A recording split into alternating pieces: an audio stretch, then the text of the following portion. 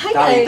Dali. Welcome once more to the Kitchen Pass, and we have a little game for you today. A little quiz. You need to guess. You need to guess where we are. Hint, right there. Mr. Dali.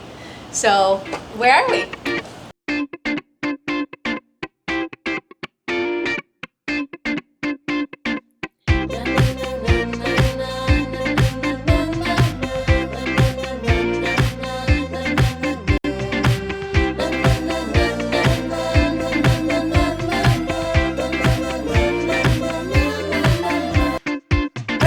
Wait, El Chipirón? Didn't Pablo move back to Spain? Well, yes, but we filmed this episode last year and would love you to know more about his story, Spanish food, and their fantastic gin and tonics. So, sip your cocktails and enjoy our Spanish meal with Pablo. Basically, this restaurant is the result of a lot of family effort. Yeah, we're mom and pops. I mean, in the widest possible meaning of the expression. Right, I mean, we do everything. We do our hiring. We do our social media. We do our training. We do all the relationship with purveyors. The Anna does all the accounting and all that. So basically, it's all us. When you say mom and pop shop, like the first thing comes to my mind is that it's barbecue, hamburger, and then like a kind of a rundown restaurant. But like when you walk in here, I'm like, oh, this is fine dining at least, right? It's fine dining at least. Mom and pop. That's not the idea. The thing Right. is that people here, a lot of customers have told us that they had the impression that this was fine dining, but I don't feel it's fine dining at all. I mean, it was never the intention. It's still casual enough, right? It's still casual. Yeah. The prices are very low. For instance, you can get an 8-ounce steak, really nice presented, for less than $20. Right. To have high quality food, still in touch with the roots of Spanish food, and make fun about it and have people feel at home here. Since we talked about the beef, let's take a look at the beef. I was like, let's not let it sit there. Let's start diving in. Look at the beautiful piece of steak. Yeah, And that- all that. This piece of steak, it's a very high quality steak. If you want to just go, What's I the would cut? recommend you to. What's the cut? This is called coulant, through a process that we do to tenderize it through a set of needles that we have. So basically, we poke it with very, very small, very sharp needles that we have. We poke it and we cut throughout the steak against the grain so that it gets super tender. It melts in your mouth. All right, so let's look at this beautiful steak.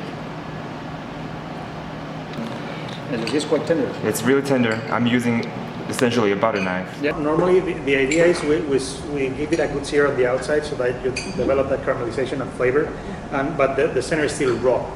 So that Yeah, way, it's raw right you just here. put it in your plate, you cut it into smaller pieces, and you can finish those pieces to the level of doneness that you prefer. You can try it raw, medium rare, medium. Normally, you would cut like a piece like this on your plate, and yes, you would just finish And it then off with sear the it. stone, Oh, okay. and then. All right. And then enjoy it. Pablo has gone to get us another stone so we can cook a little bit more our meat and show you, really show you how it's done. We were here discussing, right? Like, what do we feel here? For me, obviously, I feel like at home because living in Austin and living so far away from my family, it's always amazing going back to Spanish restaurants where I can enjoy the food that I always eat and the way I always eat in this, because Right. this is very traditional way. Yeah. You can find this, Pablo mentioned it before, all around Castilla y León. This is very popular. So Avila is probably one of the places that I would bring up to the table when we talk about my steak on the stone. For me, this is just such a treat. Well, when I went to Spain 2 years ago and last year with Laura, this year I didn't go, but I feel like this is kind of like, you know what, this can make up for that, and I'll go next year. So, what do you remember what we got last year in Spain, and if it was any similar to this? How would you compare it? Because I'm biased, but you're not. So presentation-wise, I think this is better presentation than what we had last year. Right now I have this steak. I remember we had a really good steak close to your hometown last year.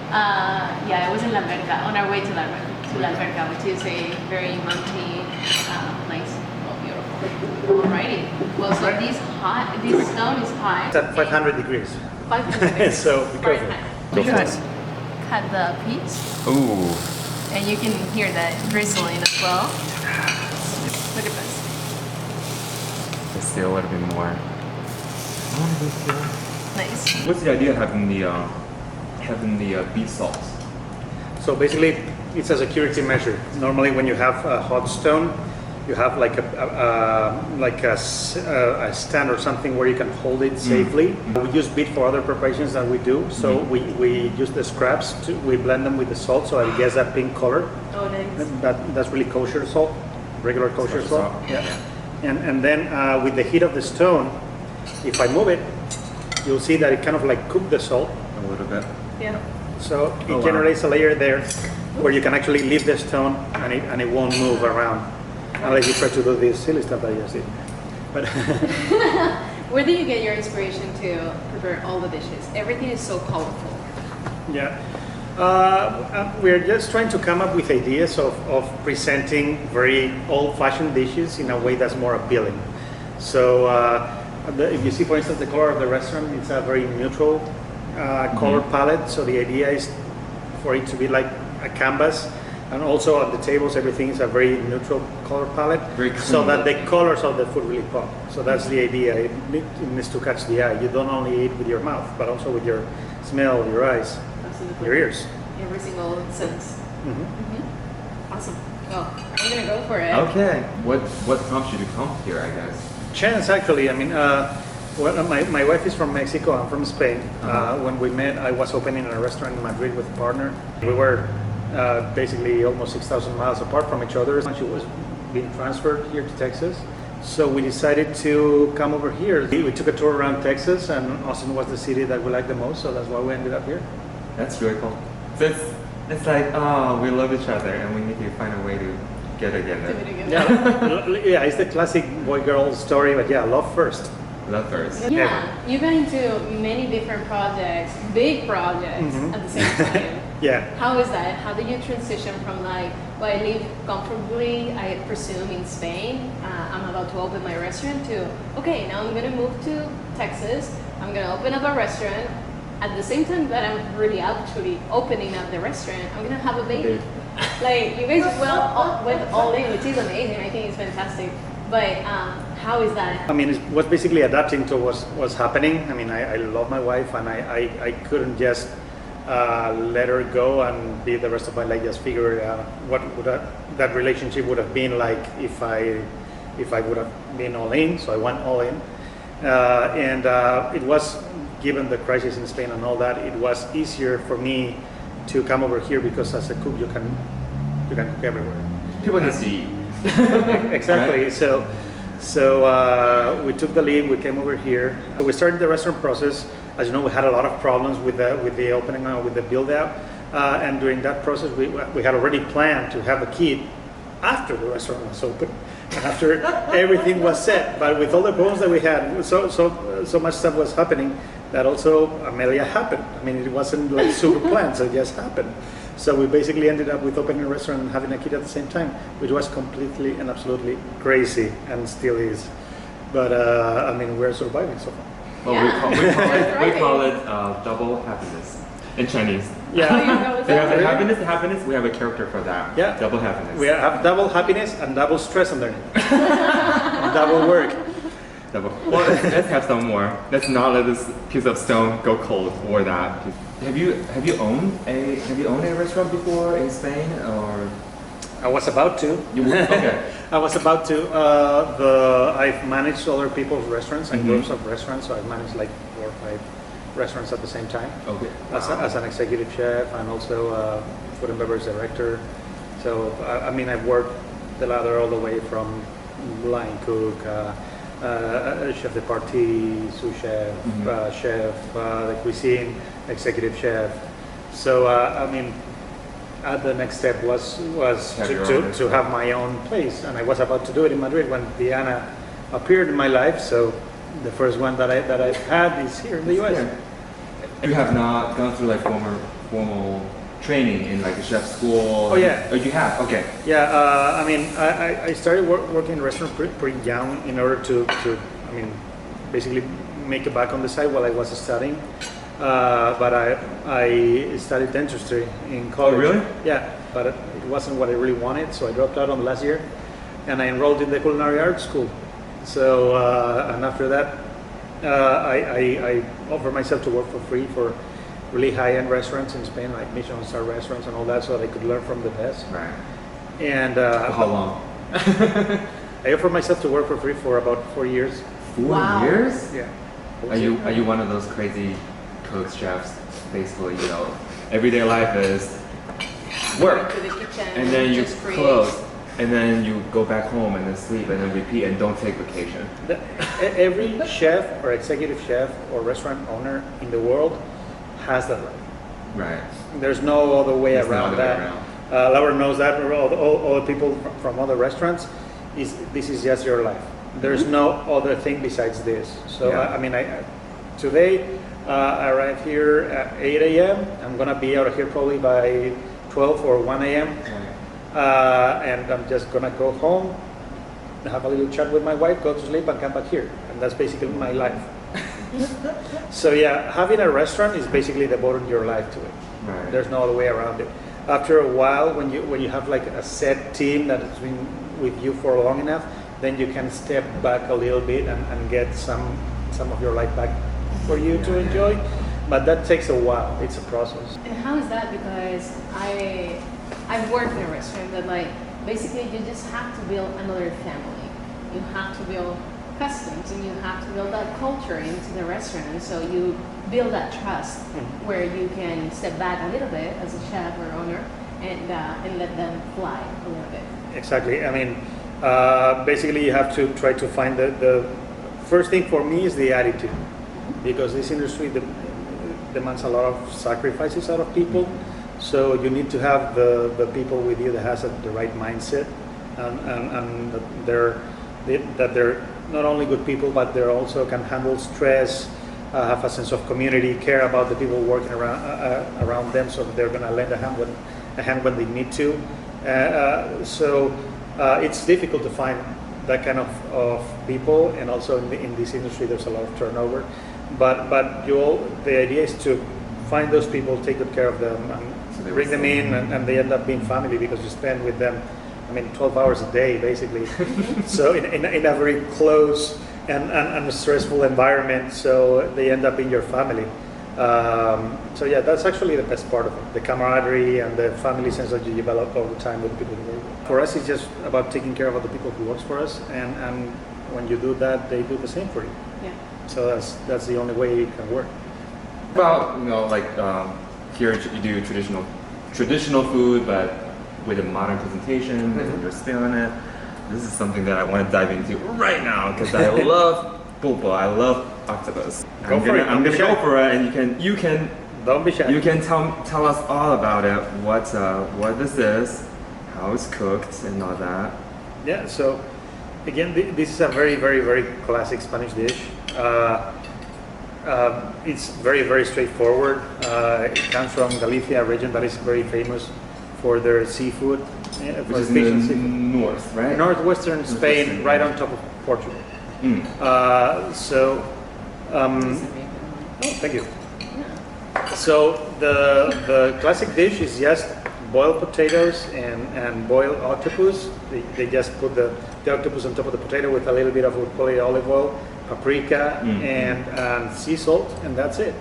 So we wanted to respect the way that it's cooked. We cook the octopus so that it gets to be tender, and also we cook the potatoes on the juices coming out of that octopus, so they get some of that flavor, and then we just look for a good quality olive oil, good quality pimentón, which is how we call paprika in Spain. And we were lucky enough that we could get a good quality pimentón de la Vera here in Austin, and also a really good quality olive oil, both from Spain. So voila. There we have it's just the classic version, played a little bit different. It's magical. So, we've never had pulpo before. don't get freaked out. I know it's kind of, but it's actually, it's full of protein. The thing with the octopus is that it's very tricky in terms of cooking. If, for instance, if it gets cold, it gets chewy. If it's cooked at a very high heat, it gets chewy too. So you have to cook it in a very particular way. As you said, this has a lot of protein because it's a super muscular animal. So it's also very tough because they exercise all the muscles in their body. What's your favorite dish here? I mean, I'm a person of moments, food-wise. So it really depends on the moment. If it's summer, I would go for something fresh. I don't know, like a salad, a gazpacho, or the melon there. I mean, as a Spaniard, there's something that you can always eat, which is ham. Iberico ham you can eat except for breakfast. I'd say you can eat any time of the day. Wait, even for breakfast. breakfast, right? Like, I think that actually I was thinking about the jamon with melon, and I think that is like very breakfast dish. It's breakfasty. Speaking of which- Even though technically in Spain it was a dessert, but now in summertime it really comes really good in the morning. It's no bullshit food. It's simple good food. yeah. All right. This melon. I know you explained a little bit in the kitchen of how there's honey infused in there. So if you cut a piece, let's see if I can cut it from here. Yeah, that's the rind. And you cut a little thinner slice, for instance. You can actually see through it if you put the. Yeah. You can actually see through it. And that's only because we put it under vacuum. So basically we take the scraps out of the melon when we clean it. And we add a little bit of simple syrup, just a little bit of sugar and water. And we blend it, we put it in the blender, and we put it under vacuum together in a pouch. So what that does is it takes all the air out of the melon, and the space that it was previously occupied by that air, it's occupied by the liquid. So it's more juicy, it's sweeter, it has a more intense melon flavor, and also it gets this texture and looks that are a little bit different. Yeah. All right, let's try that. Go for it. And don't forget to get it with a little bit of the ham too, because the saltiness of the ham goes really well with the sweetness of the But you melon. have to pair it. Thank you. Go for it. Who cooks at home? Nobody. One of the biggest secrets of cooks is that we eat the worst quality food out of. I mean, people that work in food industry, when they get home, they're done with food for the day. Right? So you would eat the quickest, nastiest, whatever thing that you have at hand. Yeah. It's a really summery dish. Right? It's light. The jamon is not. It's just salty enough to balance out with this sweetness. The melon. It's a really good quality jamon. You can definitely taste the nuttiness of the ham. That's right. I'll tell you a little bit about Tell that. us how you open, yeah. So the opening day, basically we had a lot of trouble also by getting open because we had a lot of trouble with our contractors and getting the opening permit for the city and all that. So we already hired the people and they were about to lose all our employees because they couldn't keep waiting. So I had to train them all like in 2 weeks.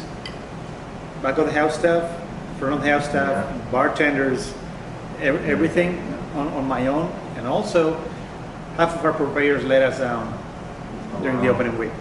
So we had to change the whole menu on the fly the morning on the opening with the staff that had arrived to the restaurant, because more than 60% of the products that we needed to do our menu, that it was the menu that the servers have learned, that the bartenders have learned, and everything was not there. So we had to reinvent both the bar menu and the food menu on the fly at 9 a.m. the opening day with 150 covers in the books. And after that, it was such an organizational nightmare for the first 2 or 3 months. Right. I mean, for those 2 or 3 months, I don't think I slept more than 3 hours a single day. So that's why, honestly, during the first months here, we suck. Well, I'm glad to hear that from you, so it's not just me. We sucked big time. And also there was a lot of adapting to the American restaurant culture. Yeah, definitely. Because you wouldn't imagine how differently things are done here than in Spain. But at the end we figured it out, and I think it came out good. But yeah, the first months were terrible. Do you think that you had any feelings of like, I need to quit this at any time, or was like, no, I'm gonna keep pushing. This is gonna work because this is my dream. If this would have been my first contact with the restaurant industry, I would probably have. So when we got in here, we were expecting to not sleep much and have close to 20-hour days for the first 2 or 3 years of the business. We already were mentally prepared for that. The thing is that we weren't expecting to have a baby at the same time. That's what got things a little bit more complicated than we expected. So why does anybody want to get into restaurant business, right? Honestly, we're a little crazy. Yeah, you just have to be passionate about it, because if not, there's just too much that you're putting on one side of the scale versus what the reward that you get. Because for the hours that we put, you're never gonna get paid. Right. I'll finish this shrimp. Yeah, go for it. Well, actually, gonna try the I gotta banana. finish. Try the tomato. Yeah. Try the tomato. You've had that before, right? This? I don't think No, so. go for the tomato. No, I don't think so. Oh wow. So it's a professional of extremes. The tomato? That's so good. That is so good. You can't even tell. Like I can't. It's not even tomato anymore. Wow, that's really nice.